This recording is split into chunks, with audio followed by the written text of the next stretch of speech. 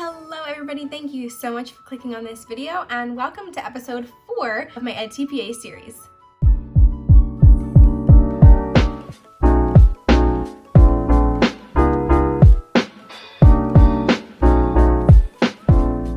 If you are new here, my name is Kinsey. I am not a student teacher anymore, but I'm not a teacher yet. So don't know what I am, but I'm here trying to help you with the edTPA. Definitely consider subscribing. I have posted a lot of older videos about edTPA prep and the previous 2 tasks.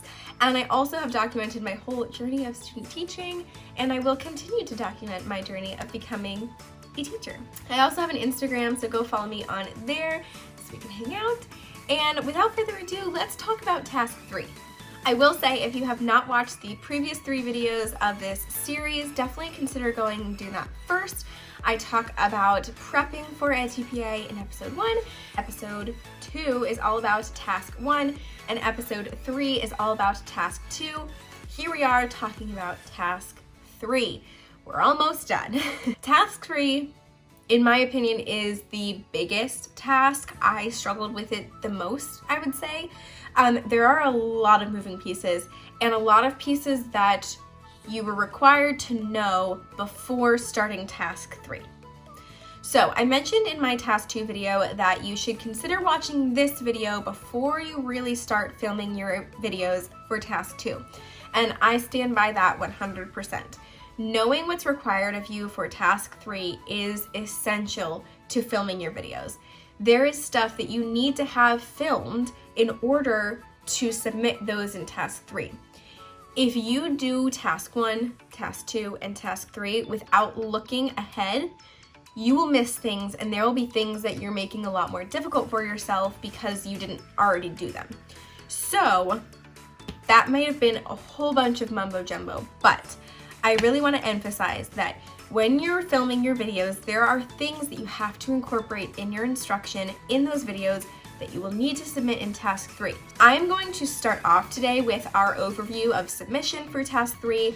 The other videos I had a few questions that I answered before, but today I want to hop right into what you're going to need to submit because I know that's what you're here for.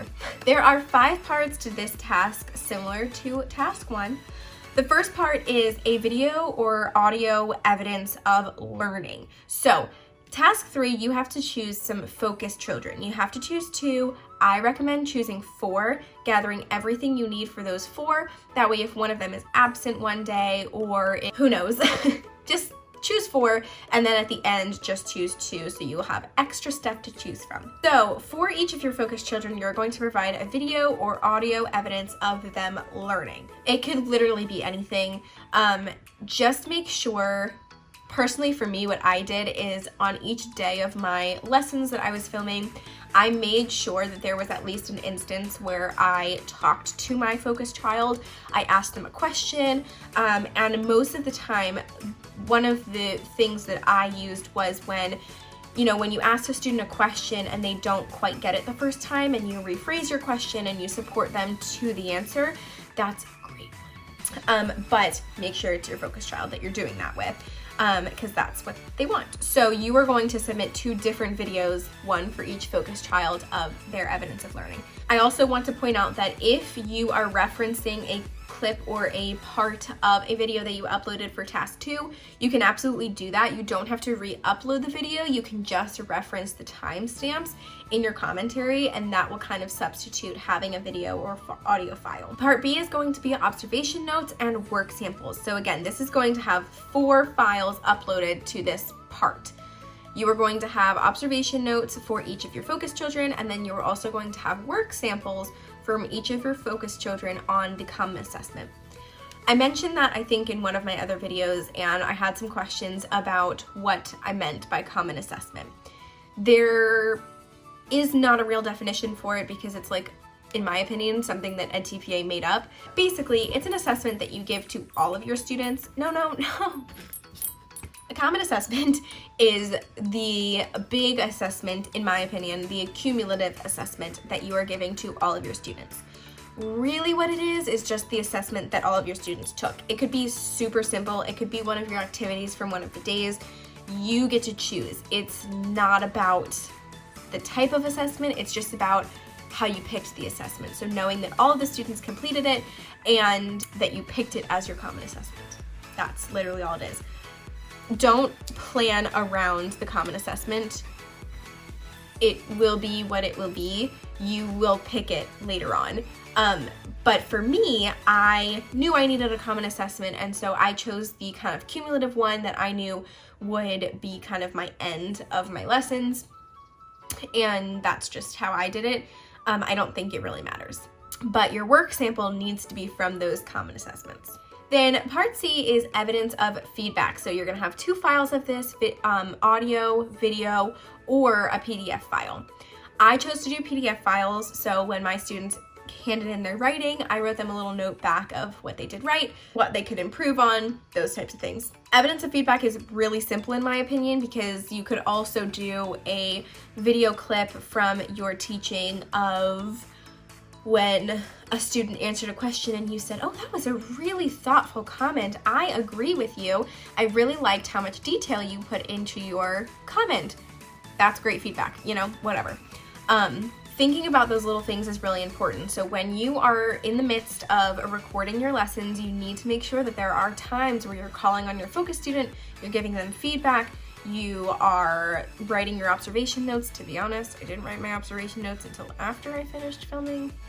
And then part of this evidence of feedback is also going to be a video file of vocabulary use in your lesson. So this can be things like literal vocabulary use, if that's what you're doing, or it can be the students using the vocabulary you're teaching to reach the success of their content knowledge, whatever. It can literally be anything, and that one is super simple.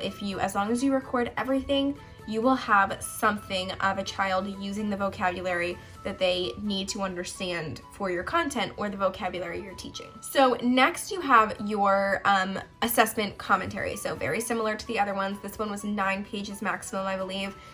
Again, this one was difficult to write, but not difficult to write. It's a lot of repeating yourself, I feel, but for the most part, this is going to be all about your assessment and why you chose to do what you did and how you had evidence for feedback and of learning and all of that stuff. So that's the assessment commentary. I've said in the last 2 videos, but if you are interested in an in-depth kind of walkthrough of all of the prompts, I would be happy to do that. I don't know if that would be boring or interesting or helpful or not helpful. Just let me know what your thoughts down below. The last part is the evaluative criteria. So this is where it's kind of extra, but they would like a rubric for every assessment that you do for every lesson. Now, I will tell you that this part that you're submitting is only one rubric for your common assessment. It's your common assessment rubric. So you're only doing one. However, when you submit your assessments in task 1, your assessment materials, you should have rubrics attached to those. So you will have to make rubrics for every one of your assessments. It is what it is. So that is a little bit of an overview of task 3. It is very complex. There are a lot of different pieces to incorporate, but for the most part, you should already have all of this, and it's just a matter of cutting down those clips, blurring out the faces and things. If you do not know how to do that, go back to my task 2 video, episode 3 of this series, and I go through iMovie with you and give you a little demo of how to blur out faces and names. Now, I have a few questions that you guys asked that I'm going to answer. First one is, how did you pick your focus children? So this one is completely up to you. It's really dependent on your class. So my professors recommended choosing students that had 504 plans, IEPs, those types of things, or like a gifted and talented student, something like that, something that makes them unique and requires more of an individualized approach, because if you can show that those students were learning, then you can assume that the typically developing students would learn successfully as well. And that's just what I did. Like I said before, I would recommend choosing 4 focus children to begin with, gathering everything you need for all 4 of them, and then in the end, choosing just 2 of them to submit. because you don't know what type of work they're going to submit, if it's going to be legible, if the audio file is going to work, if, yeah, you know, you never know. So just over prepare. One of the other questions I got was who grades this and how is it graded? So your state grades it. I don't know who. It's a very secretive type of deal. For me, I live in Maryland, so the state of Maryland, Pearson, graded it, so I had to submit it to Pearson. I don't believe that Pearson would be the place you would send it all the time. I think it depends on your state, so Google that because you should know. And then the how, they go off of the rubrics and they just decide how well you touched on each of the requirements and how well you answered those. The leveled rubrics that, if you watched episode 1, you saw that I printed out the rubric progression thing. That is really, really, really helpful in the end because that is what your scorers are using to score your work. So knowing those requirements and the expectations you are being held to, that's going to be really important for you kind of understanding what you're meant to write. One of the other questions was, what score do I need to pass? For me, the score was 38 that I needed for Maryland. That's about where you're going to be for most states. I would say anywhere from like 36 to probably 46 would be the highest requirement I've seen. Look it up for your state on the edTPA website. I will link it down below. They have a little thing where you can look up your state in your handbook and what score you'll need to pass for your state. Your school will also probably have a requirement similar to the state you're in, so think about that as well. Somebody on Instagram said, why am I taking this?